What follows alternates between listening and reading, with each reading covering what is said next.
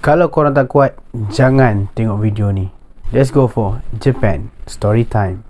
Terdapat satu kes di Jepun di mana waktu itu kecoh tentang pencolekan dan penderaan yang jangka masa yang lama. Kisah ini berkenaan seorang budak perempuan Jepun yang pada waktu itu berumur 9 tahun dicolek dan didera selama 9 tahun oleh seorang lelaki yang kejam bernama Nobuyuki Sato.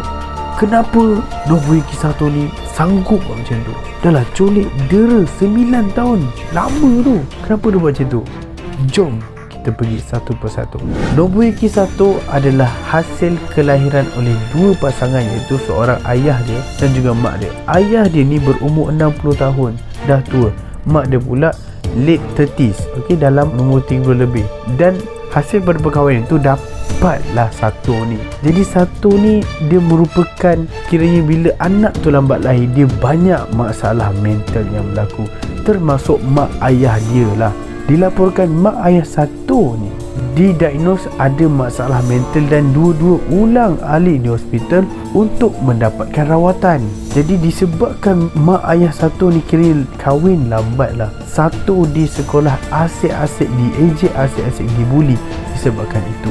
Benda ini berlarutan sehinggalah 1989 di mana ayah dia mati. Bila ayah dia mati, Sato ni menjadi lebih agresif, jadi sangat mengganas. Ini di mana orang sekeliling report yang banyak kali dia nampak pintu pecah, tingkap pecah, mak dia tu dipukul lebam-lebam tapi tak ada tindakan dilakukan. Mak dia kan selalu ulang alik hospital kan, dah laporkan pada staf kat hospital tu, tapi staf kat hospital tu buat layan tak layan je, macam tak ada apa yang berlaku. Pada 1989 tu, waktu ayah dia meninggal, Sato ni jadi macam mereng sikit. Dia dah tak betul tau. Jadi pada Jun 1989, dia pergi kat kawasan sekolah. Dia lalu, dia nampak seorang perempuan, budak kecil lah, dia nak colek. Dia dah tangkap, dia lari. Nasib baik pada waktu tu kawan budak perempuan tu nampak dan menjerit. Bila menjerit, cikgu waktu tu dengar, terus lari dan tackle Sato tu sampai Sato jatuh. Dan waktu tu cikgu dia laporkan pada polis.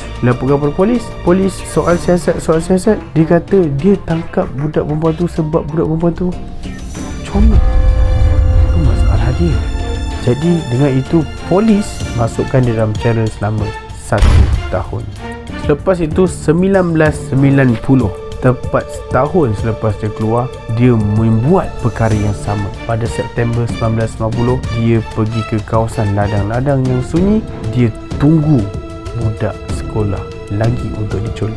Dan pada waktu itu kebetulan Fusako Sano sedang berjalan bersendirian balik dari sekolah. Waktu itu Sato ambil kesempatan, dia keluarkan pisau, dia hunus pada dada Sano dan cakap, "Kau diam, dengar cakap aku. Masuk dalam kereta sekarang." Masuk ke kereta, dia tutup mata, dia tutup mulut, masukkan dalam bonet belakang, dan Sato bawa Sano pusing. Walaupun dekat dalam bandar yang sama pun, dia pusing nak bagi nampak, nak bagi Sano rasa yang dibawa ke tempat yang jauh. Sebenarnya dekat je. Bila dah sampai kat rumah, dia pergi masuk rumah ikut pintu belakang, letak Sano, kemudian dia turun balik, dia masuk dekat rumah macam biasa, greet mak dia macam tak ada apa, dan tu dia naik atas. Peringatan untuk anda semua, disebabkan Sato ni sangat ganas, sangat brutal. Dia warning mak dia, jangan pernah naik tangga ni pergi bilik dia. Mak dia pun tak pernah naik sebab takut, sebab anak dia ni sangat brutal. Lepas tu nak jadikan cerita, apa yang Sato ni buat kat Sano? Macam-macam geng dia buat. First kali, dia pukul Sano ni macam tak ada hari esok. Dia pukul, jadikan Sano ni macam punching bag. Yang kedua, dia guna juga stun gun kepada Sano. Dia cakap macam ni, aku akan guna stun gun kat kau sampai kau berhenti menjerit. Yelah, orang budak 9 tahun kena stun gun mesti menjerit kan. Dia stun gun sampai budak tu berhenti menjerit, dia stop. Dia buat lagi sampai hari ke hari, minggu ke minggu. Bila Sano dah terbiasa tahan sakit stun gun tu, sekarang ni dia ubah pula peraturan. Dia kata, tak best dah pula. Apa kata aku stun gun dengan kau sampai kau menjerit. Masya Allah, apa masalah dia ni? Tapi Sato ni, dia bukan benda sampai nak mati. Sebab dia bagi pakaian, dia bagi makanan. Kadang-kadang dia ajar juga Sano ni pelajaran-pelajaran yang patut dia ajar. Tu kita pelik macam, dia ni betul ke tak betul? Baik ke jahat? Sebab dia bagi juga makanan, tempat tinggal dan sebagainya. Tapi pukul tu pukul lah juga, lebam tu lebam juga. Sampai satu masa Sato ni, dia nampak Sano ni kaki dia lebam. Lepas tu dia main cakap je, kau kaki lebam ni sebab kau makan banyak ni, kau dah obesity ni. Aku cut carbohydrate, cut sugar untuk kau supaya kau tak kena obesity. Dah sudah. Padahal member tu diikat tangan, diikat kaki, dia letakkan tempat yang gelap. Bila keadaan macam tu, muscle dia lemah, tak kena cahaya matahari, muscle tak bergerak sangat. Jadi kulit-kulit dia akan jadi senang rosak. Sebab tu boleh lebam tiba-tiba. Dan disyaki Fusako Sano ni ada penyakit jaundice disebabkan keadaan macam tu. Jadi benda ni berlarutan 9 tahun guys. Bayangkan lah penderitaan Sano 9 tahun. Dia budak kecil tau. Dia baru darjah 3 tau. Bayangkan darjah 3 kena macam tu. Masya Allah. Lepas tu nak cakap lagi bila lama-lama mak kepada Sato ni, dia sebenarnya didera juga oleh Sato. Dia kena stun gun juga. Sampai satu tahap mak dia ni dah tak tahan sangat. Mak dia pergi hospital, report. Dan akhirnya ada 7 staff hospital tu sanggup pergi dekat rumah Sato untuk ambil Sato nak bagi terapi. Bila nak ambil Sato, dia marah-marah, mengamuk-ngamuk. Kenapa kau datang? Kenapa kau nak ambil aku? Kenapa kau datang? Kenapa ambil aku ni? Lepas tu dah ditangkap, diberikan ubat tidur lah, pelali kan. Tidur. Bila dah ambil Sato tu, staff tu masuklah kat bilik kan. Nampak tengok keadaan kenapa ada benda berbonggol dekat katil tu kan. Ingatkan ada anjing ke kucing kan. Bila buka, terkejut staff tu sebab ada seorang budak perempuan. Dan budak perempuan tu nampak sangat ketakutan je. Sangat takut tau. Bila disoal siasat apa tu, staff kata ikut kami kawan jahat banyak. Sano ni disebabkan dia dah terbiasa dalam hidupan dengan Sato. Dia kata tak nak, saya nak duduk sini juga. Tak nak, saya nak duduk sini juga. Dia dah takut sangat.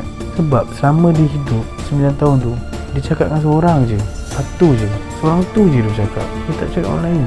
So dia dah ada macam, kehidupan ni, penderitaan tu macam dah biasa. Tapi dia ambil juga oleh staff tu, bawa Sano ni pergi tempat rehabilitasi untuk kesihatan dia. Dan bila disoal siasat Sato ni, polis datang ada, hey, you apa pasal you culik ini budak 9 tahun, you dera dia kenapa? You kasih tahu sama saya sekarang. Sato ni cakap apa? Saya ni nak kawan je. Saya bukan nak benda lain. Saya nak kawan. Dia boleh cakap nak kawan. Kenapa kawan macam tu sekali sampai tumbuk, sampai stun gun? Polis dah report sampai. Fusako Sano ni tak tahan sangat sampai Fusako cakap, bagi stun gun kat saya. Saya stun gun sendiri. Stun gun sampai pensan pun pernah. Nampak sangat dia dah terlalu biasa dengan kesakitan. Namun selepas itu Sano dapat dia punya kehidupan semula, tetapi trauma dia masih lagi pekat di dalam ingatan dia. Dan Sato dikenakan penjara 14 tahun. Selepas saja keluar penjara, Sato masuk ke rumah orang tua dan tak lama selepas itu dia meninggal dunia. Sano pula, Sano kelihatan gembira dengan keluarga dia. Ada orang nampak dia kerja dengan keluarga dia kat ladang padi. Tetapi masalahnya dia tak boleh bersosial macam orang biasa sebab dia ada trauma yang sangat dalam. 9 tahun didera, takkanlah tak trauma ke? Itulah kisah Fusako Sano dan dia punya pendera Nobuyuki Sato. Korang rasalah apa hukuman yang patut kita buat kat Sato ni sebenarnya? Budak tu 9 tahun didera macam tu sekali. Korang komen sikit apa hukuman yang patut dibuat.